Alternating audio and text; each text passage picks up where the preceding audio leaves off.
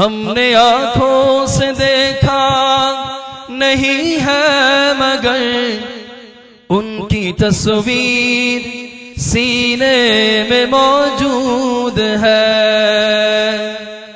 हमने आंखों से देखा नहीं है मगर उनकी तस्वीर सीने में मौजूद है।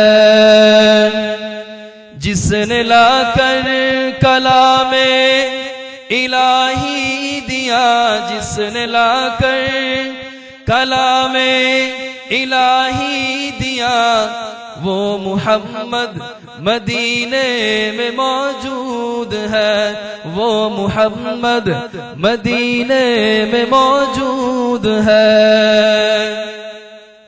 फूल खिलते हैं पर के सल्ले अला, फूल खिलते हैं पर के सल्ले अला, चूम कर कह रही है ये बाग़े सबा।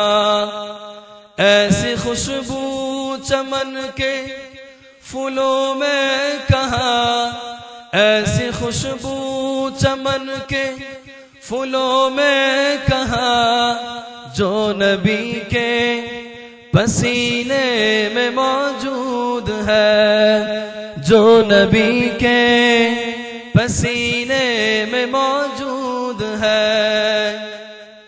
हमने माना कि जन्नत बहुत है हंसी, हमने माना कि जन्नत बहुत है हंसी, छोड़ कर हम मदीना न जाए कहीं, क्योंकि जन्नत में सब है मदीना नहीं, क्योंकि जन्नत में सब है मदीना नहीं, और जन्नत मदीने में मौजूद है, और जन्नत मदीने में मौजूद है। কবিতা অনেক বড়, শুধু একটা লাইনের অর্থ বলি। কবি বলে, हमने माना कि जन्नत बहुत है हंसी, छोड़ कर हम मदीना न जाए कहीं। अरे আমি তো জানি জান্নাত অনেক সুন্দর, छोड़ कर हम मदीना न जाए कहीं।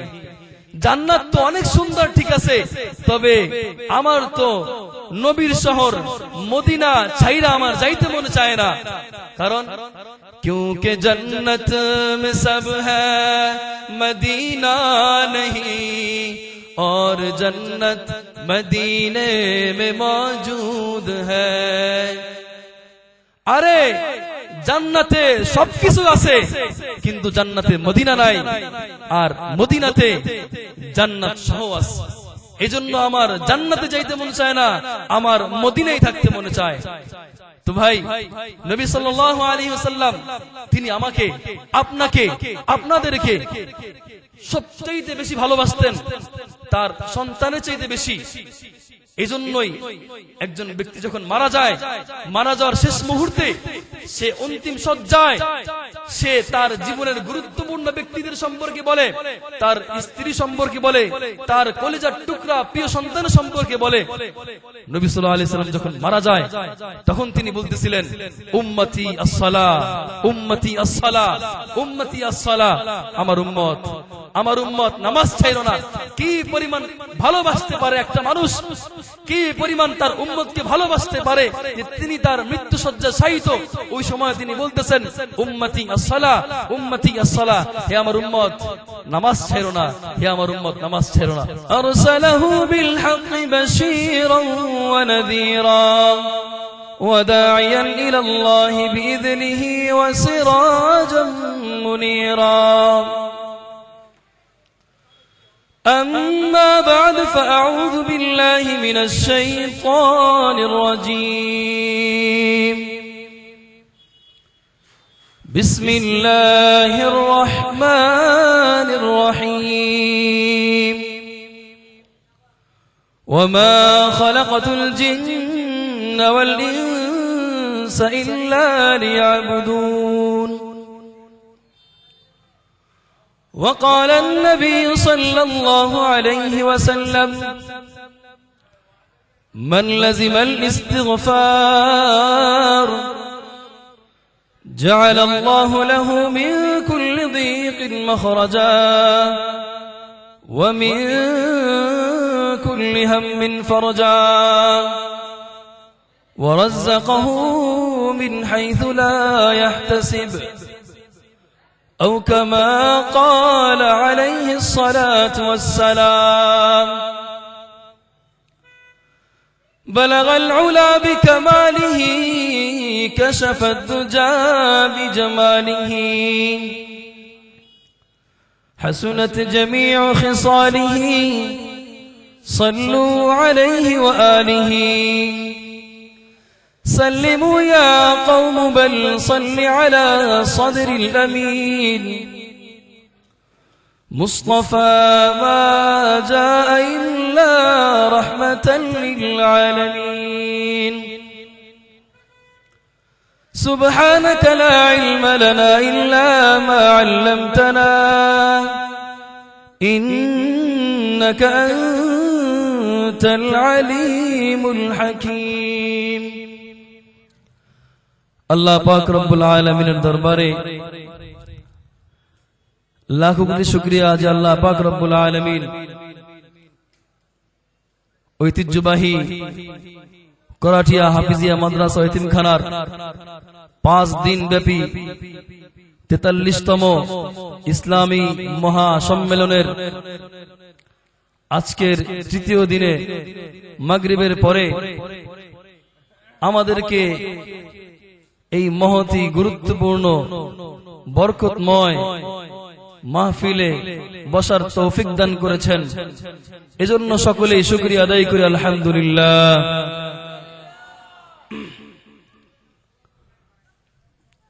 আল্লাহ পাক রব্বুল আলামিন কোরআনে কারীম ইরশাদ করেন ওয়ামা খালাকাতুল জিন্না ওয়াল ইনসা ইল্লা লিয়াবুদুন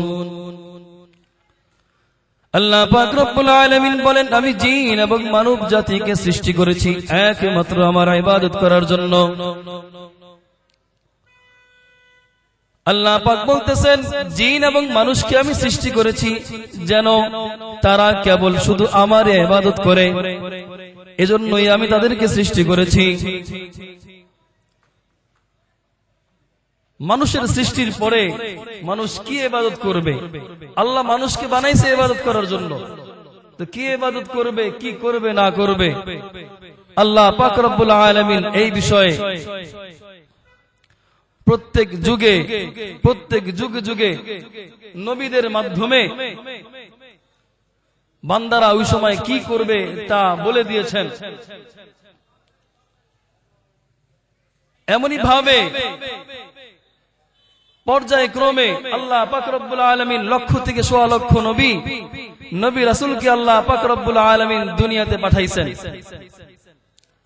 তাদের ভিতরে সবচাইতে শ্রেষ্ঠ সর্বোত্তম এবং যিনি ইমামুল আম্বিয়া তিনি হচ্ছেন আমাদের নবী মুহাম্মদ মুস্তাফা সাল্লাল্লাহু আলাইহি ওয়াসাল্লাম এবং আল্লাহ পাক রব্বুল আলামিন নবী মুহাম্মদ মুস্তাফা সাল্লাল্লাহু আলাইহি ওয়াসাল্লামকে সবচাইতে বেশি ভালোবাসেন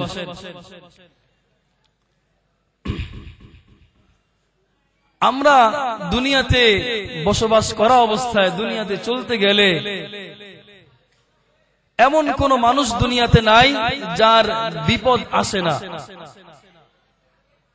দুনিয়াতে আমরা যারাই চলি যত বড় বুজুর্গই হই যত বড় আল্লাহওয়ালা হই প্রত্যেকের বিপদ আসে কষ্টের সময় আসে কেউ সেই কষ্টের সময় বিপদের সময় আল্লাহকে স্মরণ করে আবার কেউ সেই কষ্টের সময় আল্লাহকে ভুলে যায় মূলত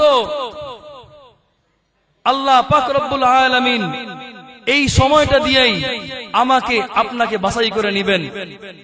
কোন বান্দা আমাকে তার কষ্টের সময় মনে করছে, আর কোন বান্দা আমাকে তার কষ্টের সময় মনে করে নাই, হারামে লিপ্ত হয়ে গেছে। কিছুদিন পর পর প্রাকৃতিক দুর্যোগ আসে, ভূমিকম্প হয়, ঘূর্ণিঝড় আসে, এক এক সময় এক এক বিপদ আসে। তো নবী সাল্লাল্লাহু আলাইহি ওয়াসাল্লাম তিনি আমাদেরকে কি পরিমাণ ভালোবাসেন তার হিসাব এটা আমার আপনার হিসাবের বাইরে, তুলনার বাইরে। কোন জিনিস দিয়ে এটার তুলনা করা যায় না যে নবী সাল্লাল্লাহু আলাইহি ওয়াসাল্লাম আমাদের কি ভালোবাসেন। যেহেতু তিনি আমাদেরকে ভালোবাসেন, এই জন্য যখনই তার উম্মত কোন বিপদে পড়বে, বিপদে পড়লে কি করবে, এগুলাও নবী করিম সাল্লাল্লাহু আলাইহি ওয়াসাল্লাম বলে দিয়েছেন। যদি দুনিয়াতে প্রাকৃতিক দুর্যোগ আসে, ঘূর্ণিঝড় হয়, ভূমিকম্প হয়, এই সময় বান্দা কি করবে? যদি ভূমিকম্প হয়, এই সময় কি সে ঘর থেকে লাফ দিয়ে চলে যাবে? সে যদি বিল্ডিং এ থাকে, বিল্ডিং থেকে সে কি নিচে চলে যাবে? নবী সাল্লাল্লাহু আলাইহি ওয়াসাল্লাম কি এগুলা বলেছেন? নবী সাল্লাল্লাহু আলাইহি ওয়াসাল্লাম আমাদেরকে এই সমস্ত মুহূর্ত থেকে, এই সমস্ত বিপদ থেকে বাঁচার জন্য রাস্তা বলে দিয়েছেন, দোয়া বলে দিয়েছেন। নবী করিম সাল্লাল্লাহু আলাইহি ওয়াসাল্লাম বলেন, কেউ যদি দৈনিক সকালে এবং বিকালে বিসমিল্লাহিল্লাযী লা ইয়াদুররু মা ইসমিহি শাইউন ফিল আরদি ওয়ালা ফিস সামাই ওয়া হুয়াস সামিউল আলিম, দৈনিক কোন আমার উম্মত যদি সকাল সন্ধ্যা এই দোয়াটা 3 বার পড়ে, নবী করিম সাল্লাল্লাহু আলাইহি ওয়াসাল্লাম বলেন, আমার এই উম্মতকে, আমার এই বান্দাকে, আল্লাহর এই বান্দাকে, আমার এই উম্মতকে দুনিয়ার কোন প্রাকৃতিক দুর্যোগ হোক, সেটা ঘূর্ণিঝড় হোক, সেটা ভূমিকম্প, যত বড় বিপদই আসুক না কেন, এই বিপদ আমার এই উম্মতকে ধরতে পারবে না যদি আমার এই উম্মত এই দোয়াটা পড়ে।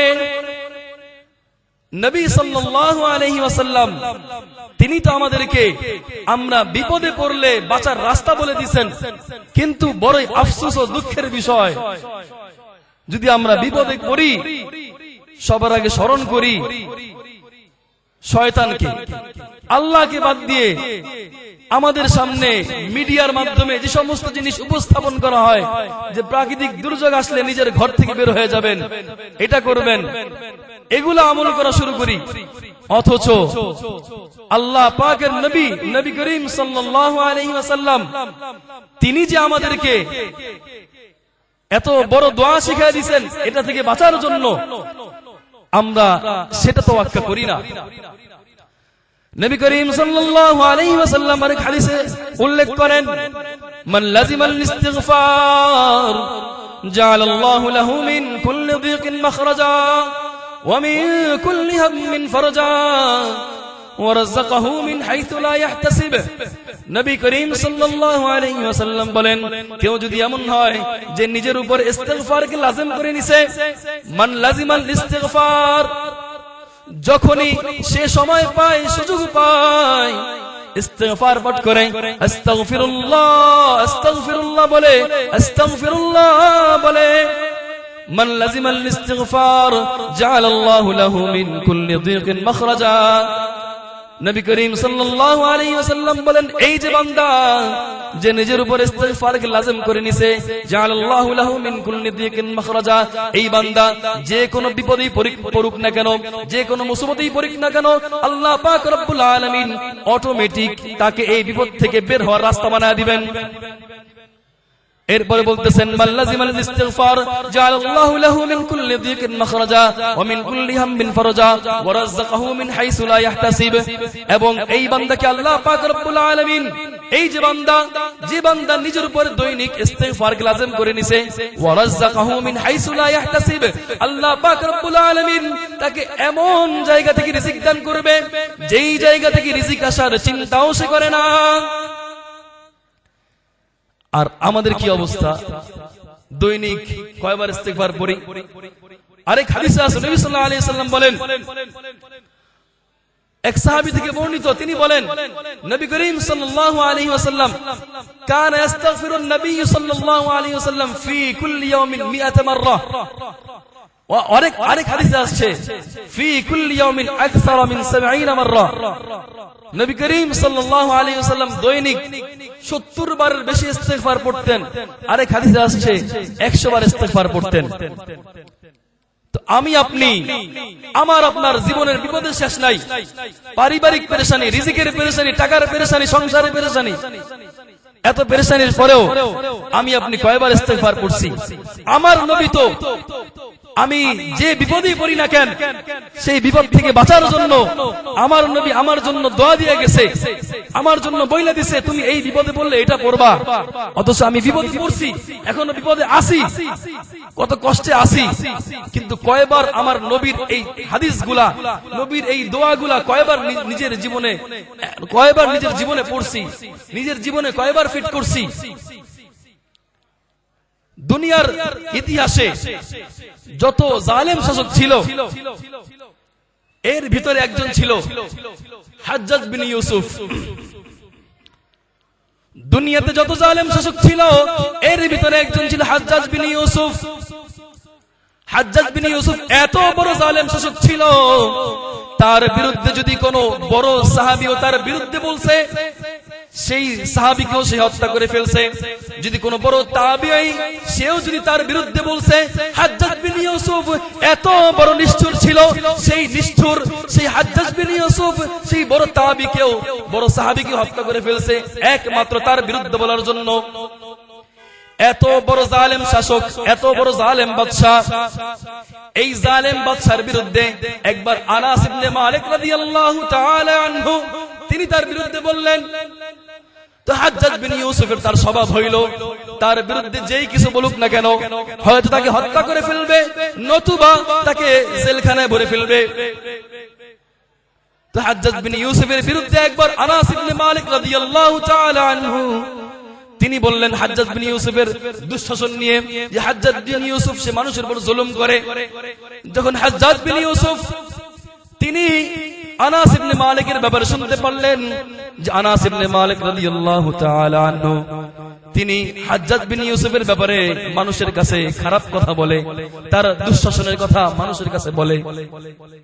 এই কথা শোনার সঙ্গে সঙ্গে হাজ্জাজ বিন ইউসুফ বলে, ঠিক আছে যাও আনাস ইবনে মালিককে ধরে নিয়ে আসো, এত বড় সাহস সে আমার বিরুদ্ধে বলে। সবাই মিলে আনাস ইবনে মালিক রাদিয়াল্লাহু তাআলা আনহুকে ধরে নিয়ে আসছে। আনাস ইবনে মালিক রাদিয়াল্লাহু তাআলা আনহু রাজ দরবারে ঢুকছে, হাজ্জাজ বিন ইউসুফ চেয়ারে বসে আছে, সিংহাসনে বসে আছে। যখন সামনে আসছে, আসার পরে হাজ্জাজ বিন ইউসুফ বলতেছে, হে আনাস ইবনে মালিক আপনি কি আমার বিরুদ্ধে বলেন? তখন আনাস ইবনে মালিক রাদিয়াল্লাহু তাআলা তিনি বলেন, হ্যাঁ আমি আপনার বিরুদ্ধে বলি, আমি আপনার জুলুমের বিরুদ্ধে বলি। আপনি যে মানুষের উপর দুঃশাসন করেন এই দুঃশাসন সম্পর্কে আমি মানুষকে বলি। আনাস ইবনে মালিক রাদিয়াল্লাহু তাআলা এই কথা বলার পরে হাজ্জাজ বিন ইউসুফ বললেন, আচ্ছা ঠিক আছে আপনি চলে যান। এই কথা দেখার পরে, এই দৃশ্য দেখার পরে তার মন্ত্রী অবাক। যেই ব্যক্তি যে কোন মানুষকে তার বিরুদ্ধে বললে হত্যা করে ফেলে, অথচ আনাস ইবনে মালিক যে তার বিরুদ্ধে বলে তাকে হত্যা করলো না কেন? তার মন্ত্রীরা পাশ থেকে বলতে শুরু করলো, হে হাজ্জাজ বিন ইউসুফ, হে বাদশা আপনি কেন আনাস ইবনে মালিককে হত্যা করলেন না? হাজ্জাজ বিন ইউসুফ তখন বলতে লাগলো, হে মন্ত্রীরা, হে আমার মন্ত্রী পরিষদ শোনো, আমি যা দেখি তোমরা তো তা দেখো না। আমার মতো যদি তোমরা আনাস ইবনে মালিককে দেখতা তাহলে তোমরা আনাস ইবনে মালিকের সামনে মুখ খোলারও সাহস করতা না। এইবার মন্ত্রী পরিষদ তার অবাক হয়ে জিজ্ঞাসা করতেছে, আনাস ইবনে মালিকের সঙ্গে আপনি এমন কি দেখলেন যার কারণে আপনি তাকে কিছুই বললেন না? তিনি বললেন, যখন আনাস ইবনে মালিক আমার রাজ দরবারে ঢুকতেছিল সে তো একা ঢুকে নাই, আমি দেখছি তার সঙ্গে বড় বড় দুইটা বাঘ ঢুকতেছে। এবার তিনি মন্ত্রীদেরকে বলতেছেন, তোমাদেরকে বলি এমন ব্যক্তিকে তোমাদের কিছু বলার সাহস আছে কিনা যার সঙ্গে দুইটা বাঘ আছে? মন্ত্রীরা বলে না না, আমাদের তো এই ব্যক্তিকে বলার কোনো ক্ষমতা নাই। এই ঘটনা ঘটার পরে সবাই আনাস ইবনে মালিক রাদিয়াল্লাহু তাআলা আনহুকে জিজ্ঞাসা করতে লাগলো, হে আল্লাহর নবীর সাহাবী, আপনি কি এমন করলেন, কি এমন আমল করছেন, কি এমন কি করছেন যার কারণে হাজ্জাজ বিন ইউসুফের মতো এত বড় জালেম বাদশা পর্যন্ত আপনাকে কিছুই করতে পারলো না? তিনি বললেন, আনাস ইবনে মালিক রাদিয়াল্লাহু তাআলা আনহু তিনি বলেন, নবী করিম সাল্লাল্লাহু আলাইহি ওয়াসাল্লাম আমাকে একটা দোয়া শিখিয়ে দিয়েছেন, যদি কেউ দৈনিক অথবা জীবনে কেউ এই দোয়াটা একবার পড়ে, নবী করিম সাল্লাল্লাহু আলাইহি ওয়াসাল্লাম বলেন, এই যে ব্যক্তি যে দোয়াটা জীবনে একবার পড়ছে, জীবনে কোনো বিপদ আপদ তাকে পাকড়াও করতে পারবে না শুধু এই দোয়ার ফলে। আনাস ইবনে মালিক রাদিয়াল্লাহু তাআলা আনহু তিনি বলেন, আমি ওই দোয়া পড়ছি যার কারণে হাজ্জাজ বিন ইউসুফের মতো এত বড় জালেম বাদশা, এত বড় জালেম শাসক সে আমার কিছুই করতে পারে নাই। এজন্য ভাই, বিপদ এমন জিনিস যে আমার সঙ্গে নাই, বিপদ সবার সঙ্গে আছে। দুনিয়াতে এখন আমরা যারাই আছি, ছোট বড় মাঝারি বয়স্ক, এমন কোন মানুষ নাই যার বিপদ নাই। কি বলেন, আছে না বিপদ? বিপদ থেকে বাঁচার রাস্তা কি? বিপদ থেকে বাঁচার রাস্তা হইল নবী করিম সাল্লাল্লাহু আলাইহি ওয়াসাল্লাম যেই বিপদ থেকে বাঁচার জন্য যেই দোয়া শিখিয়ে দিয়েছে, সেই দোয়াকে পড়তে হইব, সেই দোয়াকে নিজের জীবনে আঁকড়াইতে হইব। যদি আঁকড়াইতে পারি, পড়তে পারি, আমল করতে পারি, তাহলে দেখা যাইবে আমি যেই বিপদে পড়ি না কেন, আল্লাহ পাক রব্বুল আলামিন সেই বিপদ থেকে আমাকে অটোমেটিক বাঁচায় দিবেন শুধুমাত্র এই দোয়ার বদৌলতে। ভূমিকম্প হইছে, ভূমিকম্প আমাকে কিছু করতে পারবে না যদি আমি দৈনিক সকালে পড়ি, বিকালে পড়ি বিসমিল্লাহিল্লাযী লা ইয়াদুররু মা ইসমিহি শাইউন ফিল আরদি ওয়ালা ফিস সামাই ওয়া হুয়াস সামিউল আলীম। নবী করিম সাল্লাল্লাহু আলাইহি ওয়াসাল্লাম আমাদের কি পরিমাণ ভালোবাসেন, তিনি আমরা যেন কিয়ামত পর্যন্ত সহিহ সালামতে থাকতে পারি, এই জন্য আমাদের প্রত্যেক অবস্থার জন্য তিনি আমাদেরকে দোয়া শিখিয়ে গেছেন। এমনকি কিয়ামতের ময়দানে তার ভালোবাসা এমন, কিয়ামতের ময়দানে যখন সবাই ইয়া নাফসি ইয়া নাফসি বলতে থাকবে, তখন শুধুমাত্র আমাদের নবী মুহাম্মদুর রাসূলুল্লাহ সাল্লাল্লাহু আলাইহি ওয়াসাল্লাম তিনি বলবেন, ইয়া উম্মতি ইয়া উম্মতি। কিয়ামতের ময়দানে সবাই শুধু বলবে, হ্যাঁ আল্লাহ আমার জান, আমাকে বাঁচান। আর আমার নবী কি বলবেন? হ্যাঁ আল্লাহ আমার উম্মতকে বাঁচান, হ্যাঁ আল্লাহ আমার উম্মতকে বাঁচান। এজন্যই এক কবি বলেন, हमने आंखों से देखा नहीं है मगर उनकी तस्वीर सीने में मौजूद है। हमने आंखों से देखा नहीं है मगर उनकी तस्वीर सीने में मौजूद है। जिसने लाकर कलामे इलाही दिया, जिसने लाकर कलामे इलाही दिया, वो मुहम्मद मदीने में मौजूद है, वो मुहम्मद मदीने में मौजूद है। फूल खिलते हैं पर के सल्ले अला, फूल खिलते हैं पर के सल्ले अला, चूम कर रही है ये बाग़े सबा। ऐसी खुशबू चमन के फूलों में कहाँ, ऐसी खुशबू चमन के फूलों में कहाँ, जो नबी के पसीने में मौजूद है, जो नबी के पसीने में मौजूद है। हमने माना कि जन्नत बहुत है हंसी, हमने माना कि जन्नत बहुत है हंसी, छोड़ कर हम मदीना न जाए कहीं, क्योंकि जन्नत में सब है मदीना नहीं, क्योंकि जन्नत में सब है मदीना नहीं, और जन्नत मदीने में मौजूद है, और जन्नत मदीने में मौजूद है। কবিতা অনেক বড়, শুধু একটা লাইনের অর্থ বলি। কবি বলে, हमने माना कि जन्नत बहुत है हंसी, छोड़ कर हम मदीना न जाए कहीं। আরে আমি তো জানি জান্নাত অনেক সুন্দর, छोड़ कर हम मदीना न जाए कहीं। জান্নাত তো অনেক সুন্দর, ঠিক আছে, তবে আমার তো নবীর শহর মদিনা ছাইরা আমার যাইতে মনে চায় না। কারণ क्योंकि जन्नत में सब है मदीना नहीं, और जन्नत मदीने में मौजूद है।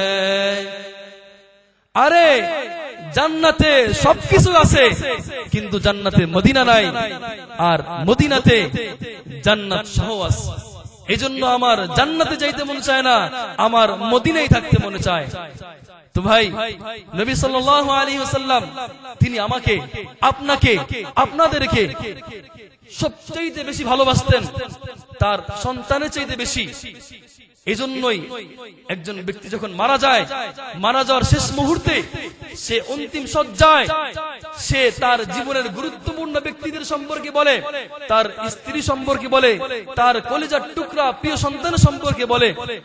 নবী সাল্লাল্লাহু আলাইহি ওয়াসাল্লাম যখন মারা যায়, তখন তিনি বলতেছিলেন, উম্মতি আস-সালাহ, উম্মতি আস-সালাহ, উম্মতি আস-সালাহ।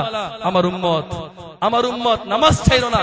কি পরিমাণ ভালোবাসতে পারে একটা মানুষ, কি পরিমাণ তার উম্মতকে ভালোবাসতে পারে যে তিনি তার মৃত্যু শয্যায় শায়িত ওই সময় তিনি বলতেছেন, উম্মতি আস-সালাহ, উম্মতি আস-সালাহ। হে আমার উম্মত, নামাজ ছাইরো না, হে আমার উম্মত, নামাজ ছাইরো না।